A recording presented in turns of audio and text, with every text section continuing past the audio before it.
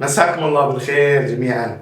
يضرب هذا المثل في عدة مناسبات، ويضرب للشخص اللي عدوه أضعف منه، أو للكيدية، الشخص اللي يبي يكيد حق إنسان ويشوه سمعته، زين، لأنه يمكن بهدف الغيرة أو الحسد أو الضعينة.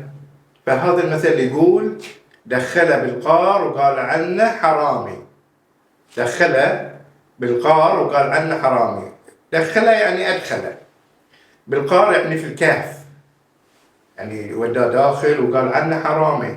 اتهم هذا الشخص أو يتهم ناس ما فيهم شيء في سمعتهم، في شرفهم، في أشياء يحط فيهم هم ما فيهم.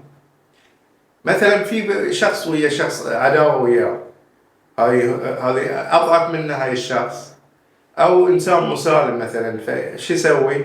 يكيد له، يطلع إشاعة عليه، يشوه سمعته، زين. أو هاي مثلا عنده باور أو عنده مال وجاه، وهذا أضعف منه، فيقوم يستغل منصبه أو الوضع اللي هو فيه على هذا الضعيف، فيطلع عليه إشاعة ويشوه سمعته، يقول شيء مو موجود فيه، فيقول دخله بالقار وقال عنه حرامي.